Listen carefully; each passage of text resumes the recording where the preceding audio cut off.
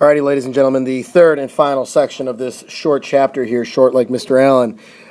We've got our basic facts about parallel planes. Nothing to make you feel, confident about yourself, like saying basic facts and then maybe struggling with the concepts. Let's just say they're facts, okay? Because we don't know the actual difficulty level. Let's just call them facts about parallel planes. You know what I'm saying? Yeah, right. All right, here we go. We got lines and planes being parallel. So it's the same concept here, but just with planes. The planes just don't intersect. That means that they're parallel, okay? A line can also be parallel to a plane as long as it doesn't intersect that plane. Cool? Awesome. So we got some wonderful theorems. These are on page 283, and they have excellent pictures, okay? I will do my best to draw said pictures. Here it says if two planes are perpendicular to the same line, they are parallel to each other. What I like to imagine that is like two floors. You ever go into your basement? You got your basement floor if you have a basement, right? Let's say this is your basement floor, and then you got the floor above it, right? And a lot of times you'll have this like support beam that comes straight down. Well, that beam is perpendicular to the basement floor as well as to the ceiling, and those two floors are parallel to each other, right? That's what's going on there. Next one, if a line is perpendicular to one of two parallel planes, it's perpendicular to the other plane as well. That's basically like a rearrangement of this guy, this guy right here, okay? So that's saying that if I've got a plane and another plane that this line intersects, if it's perpendicular to this guy, and let's say that these two planes are parallel to each other, then I'm guaranteed to have that line perpendicular to that plane as well. Okay? Slightly different situation, same general idea. Dos mas. Here we go. If two planes are parallel to the same plane, then they are parallel to each other. Okay, so now we're thinking about it as like almost like a three-floor house. Okay? So I've got a plane, another plane, and we often draw these almost looking like parallelograms or like a rhombus, but it's a plane. And then I've got another plane. So if these two planes are parallel and these two planes are parallel, then these two planes are parallel. It's almost like chain rule for parallel planes, okay, or transitive property for parallel plane. That's the way I think of it. The next one, if two lines are perpendicular to the same plane, they are parallel to each other. Okay, again, I'm going to relate this to like a floor or a wall of some kind and a support beam, a couple support beams going up. So I got a plane or a floor, we'll say, but a plane. If these two guys are perpendicular to that plane or to that floor, if you will, then these two lines are going to be parallel to each other since they're both sticking straight up. Okay? Wonderful. And the last two. If a plane is perpendicular to one of two parallel planes, it is perpendicular to the other as well. So if a plane is perpendicular to one of two parallel planes, so I've got, let's see here, two parallel planes. Here's one. Here's another. Okay, if I've got another plane that's coming through that's perpendicular to one of them, so we'll say it's perpendicular there, then it's got to be perpendicular to that one as well. Okay?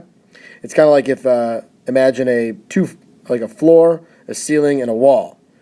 All right, if that wall is perpendicular to the floor, it should be perpendicular to the ceiling as well because the ceiling and the floor are parallel to each other. They don't intersect. At least let's hope not. Otherwise, it's a pretty janky house or structure that we got going on there. Okay? So if it's perpendicular to one of two parallel planes, it's perpendicular to the other. And lastly, if a plane intersects two parallel planes, then the lines of intersection are parallel. And once again, I will relate this to a building, a structure. If I've got two planes that are parallel, so imagine a ceiling and a floor, and then the other plane comes on in there. Okay? the lines of intersection, wherever it hits that plane, let's say it's here and here, those guys are going to be parallel to each other. So look at like a wall right now where it meets the ceiling and where it meets the floor. You will see a line that it makes. Those two lines of intersection where the wall meets the ceiling and the floor, those two lines are indeed parallel. So what good are theorems unless we use them in the context of a problem? I'm sure you were wondering, like, hey, Mr. Allen, when can we use this? I just want to use this. This will be so much fun. Let's do that now.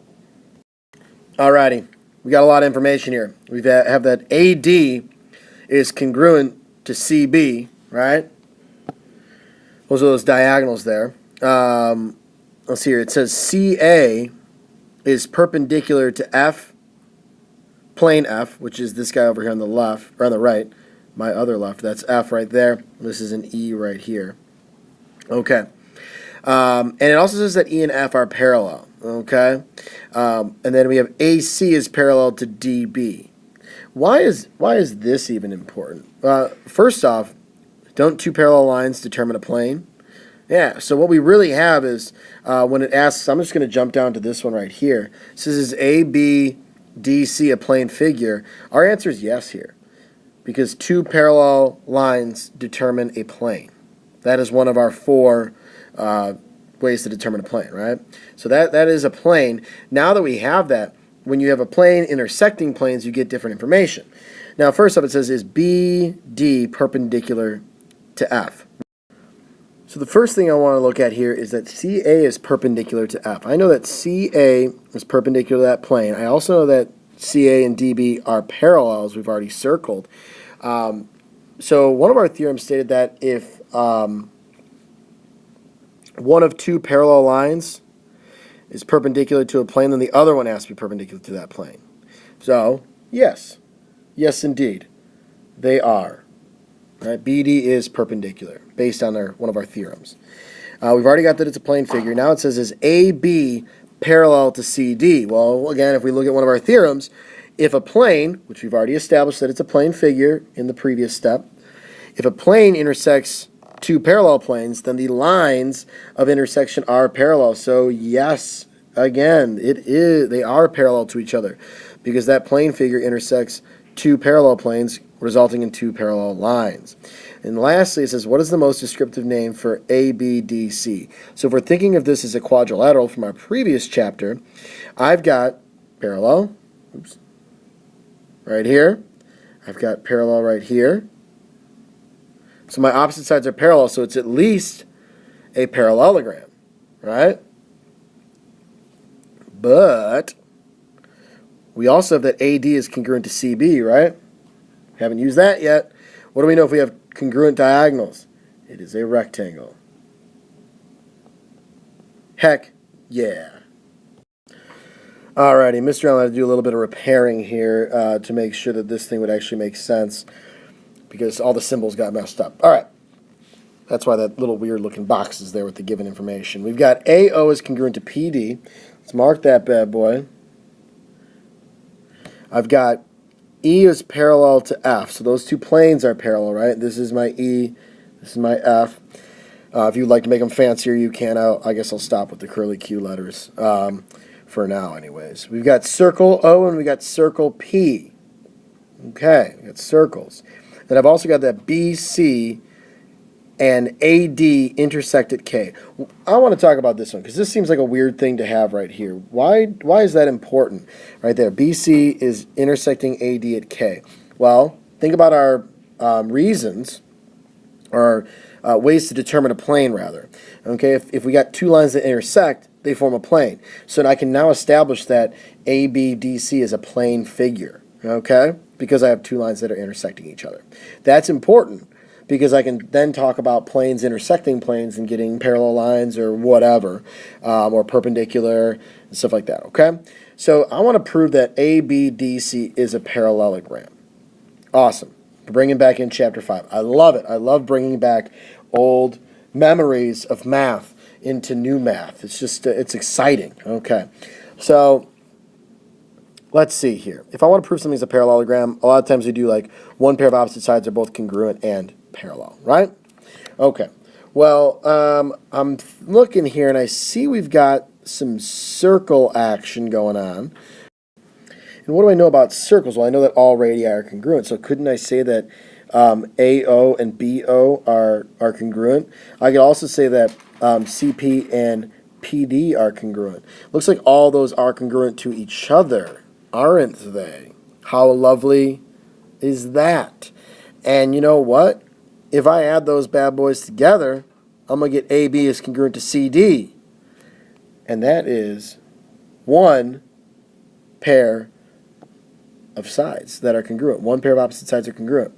If only there was a way to also prove those two parallel. Well, I've got that E and F are parallel to each other. And I can establish that I have a plane figure. And if I have a plane that intersects two parallel planes, the lines of intersection are parallel, aren't they?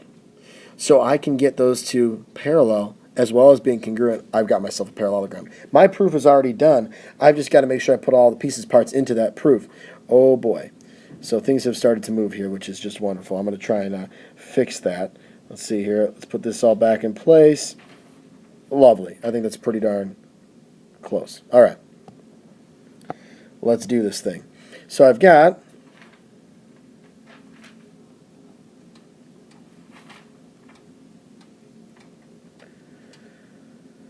let's establish the plane first, right? ABDC.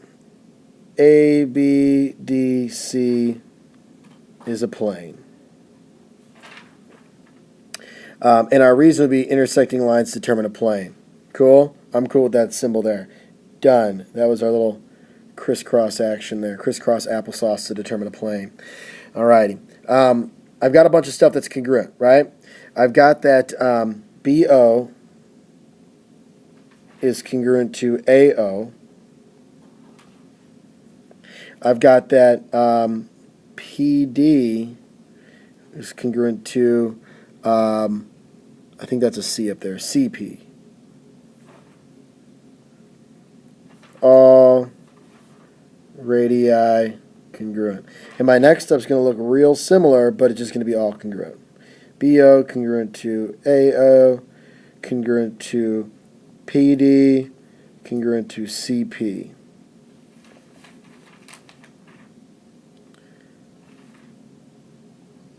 Transitive property. Really, I probably could have just isolated the BO and CP to say that they're congruent, so that way everything is congruent, but I'll just put them all together. That's cool. More the merrier, right? It's just a math party up in there. I don't know why I wrote 5 for the other one. Let me erase that 5 and make it into a 4. So now I've got that AB is congruent to CD for my addition property. So I've got one pair of opposite sides congruent. Now I need to get them parallel. And I'm going to be using that plane figure there to do that. I'm going to say that AB is parallel to CD. And our reason is plane intersects two parallel planes. Lines of intersection are parallel.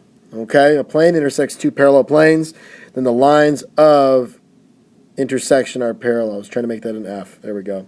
And lastly, I've got the parallelogram. Parallelogram A, B, D, C. My reason? One pair opposite sides congruent and parallel, and I'm running out of room. No. Then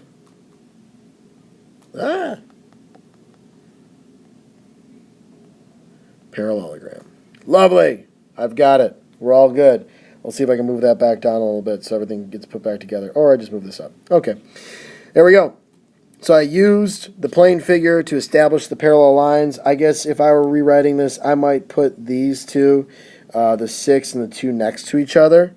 you know, because I'm kind of using that whole establishing the plane to get those parallel lines, but I would keep 3, 4, and 5 together. But really, this is fine, but you could rewrite it if you wanted in a little more, I guess, organized fashion. But either way, we got ourselves a parallelogram. That's awesome. That's super rad and cool. Have a lovely, lovely day.